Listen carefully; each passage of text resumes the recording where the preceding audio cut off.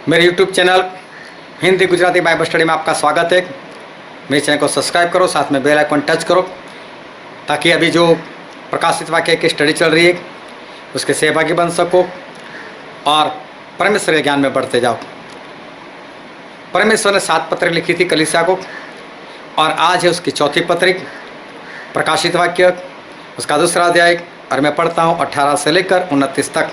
और थुआतीरा की कलीसिया के दूत को यह लेख कि परमेश्वर का पुत्र, जिसकी आँख के आग की ज्वाला किनाई और जिसके पाँव उत्तम पित्तल के समान है, यह कहता है कि मैं तेरे कामों और प्रेम और विश्वास और सेवा और धीरज को जानता हूँ, और यह भी कि तेरे पिछले काम पहले से बढ़कर है। पर मुझे तेरे विरुद्ध यह कहना है कि तू उस स्त्री इजेबेल को रहने देता है, जो अपने आप को भविष्यवक्तिन कहती है और मेरे दासों को व्यभिचार करने और मूर्तों के आगे के बलिदान खाने को सिखला कर भरमाती है। मैंने उसको मन फिराने के लिए अवसर दिया, पर वह अपने व्यभिचार से मन फिराना नहीं चाहती।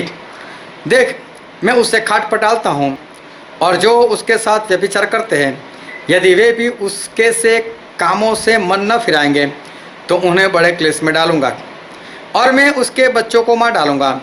और तब सब कलीसियाएँ जान लेगी कि हृदय और मन का परखने वाला मैं ही हूँ, और मैं तुम में से हर एक को उसके कामों के अनुसार बदला दूंगा।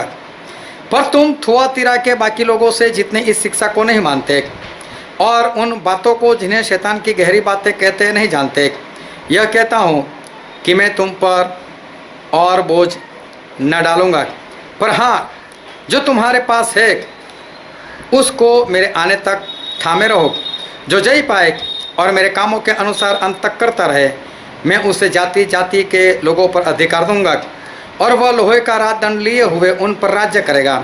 जिस प्रकार कुम्हार के मिट्टी के बर्तन चकनाचूर हो जाते हैं, जैसे कि मैंने भी ऐसा ही अधिकार अपने पिता से पाया है, और मैं उसे भोर का तारा दूंगा। यह है चौथी पत्रिक। यहाँ पर परमेश्वर इस कलीसिया के बारे में कहते, एक बार फिर से याद दिला देता हूँ कि ये उस वक्त की किसी कलीसिया के बारे में नहीं है, ये अंतिम कलीसिया के बारे में है जो अभी है। और आज की तारीख में ऐसी कलीसिया है। तो परमेश्वर बोले तेरे में सब कुछ अच्छा है, तेरा जो पहले वाला प्रेम था आज भी है, तेरे कामों को मैं जानता हूँ, तेरी मेहनत को मैं जानता हूँ, तेरे प्रेम को भी मैं जानता हूँ, सब कुछ तेरा बहुत अच्छा है, सब कुछ सही है, तू अच्छा है, तेरे अंदर सब कुछ सारी बातें हैं। लेकिन फिर भी तेरे विरोध में मुझे इतना कहना है कि इजेबेल जो तेरे पास रहती है और जो मेरे दासों को भरमाती है। अभी इजेबेल तो आहाब राजा की पत्नी थी, और आहाब राजा पुराने नियम में हो गया, जिसकी बात एक पहले राजा में लिखी हुई है, और पहले राजा 22 अध्याय में उसकी मौत हो गई। लेकिन इजेबेल दूसरे राजा तक चली जाती है, उसकी मौत दूसरे राजा के पुस्तक में हुई। इजेबेल जो है वो अपने आप को सजाती थी, संवारती थी, और अप टू डेट बनकर रहती थी। काजल लगाना, बालों को अच्छी तरह से बनाना, गहने पहनना, और साथ में मेकअप करना, लिपस्टिक लगाना, ये सब कुछ उसके पास था। आईब्रो करना। इजेबेल नाम का एक वीडियो मैंने यूट्यूब पर रखा है, उसकी लिंक मैं आपको नीचे डिस्क्रिप्शन में बता देता हूँ, उसको देख लेना। लेकिन आज इजेबेल वो है नहीं, वो तो मर चुकी। लेकिन परमेश्वर बोलते तेरे पास है इजेबेल।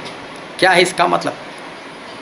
इजेबेल मौत शौक करने वाली स्त्री थी, और आज कलीसिया में ऐसे ही लोग हैं, पास्टर भी ऐसे ही है। हम धनवान होने चाहिए, हमारे पास पैसे होने चाहिए, हमारे पास बंगला होना चाहिए, हमारे पास कार होनी चाहिए। क्या परमेश्वर ने तुम्हें कार मिली इसलिए लहू बहाया? क्या तुम गहने पहनो इसलिए प्रभु से लहू बहाया? क्या साज श्रृंगार करने के लिए परमेश्वर ने आपके लिए लहू बहाया या जान दे दी? इजेबेल वीडियो पक्का देखना, उसमें परमेश्वर ने चेतावनी दी है, और यहाँ पर भी चेतावनी दी है परमेश्वर ने, मैं उसको क्लेश में डालूंगा। मौत शौक करने वाले सावधान हो जाना, मारे जाओगे। और परमेश्वर बोलते उनके बच्चों को भी मार दूंगा। उनके बच्चे भी मार दिए जाएंगे।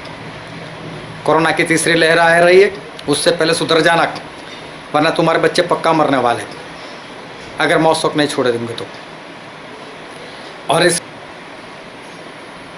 बाइबल में बहुत स्पष्ट लिखा है, निर्गमन 33:6, पहला तिमोथी 2:9, पहला पत्रस 3:3, परमेश्वर मना कर रहे श्रृंगार मत करो, गहने मत पहनो, सिंपल बने रहो। परमेश्वर ने आपको बनाया, आप अच्छे ही हो, खूबसूरत ही दिखते हो। परमेश्वर ने बहुत स्पष्ट लिखा है, आईब्रो मत बनवाओ।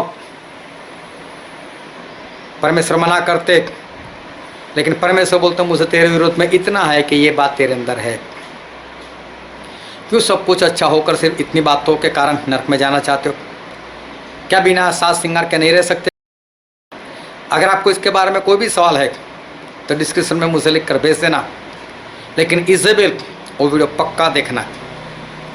तो परमेश्वर बोला तू बहुत अच्छा है, लेकिन तेरे विरोध में बस मुझे इतना ही कहना है कि तेरे अंदर इजेबेल जो है वो वहाँ पर है। और फिर परमेश्वर बोलते हैं 28वें वचन में कि मैं तुझे भोर का तारा दूंगा। ये भोर का तारा है क्या? बाइबल में शैतान को भी भोर का तारा कहा गया है, प्रभु यीशु को भी भोर का तारा कहा गया है। यहाँ पर भोर का तारा देने की बात है, क्या देंगे परमेश्वर? इसका भी अलग से वीडियो इसके बाद मैं अपलोड करूँगा। इस चैनल को सब्सक्राइब करो ताकि जब भी मैं वीडियो रखूँ तो आपको पता चले।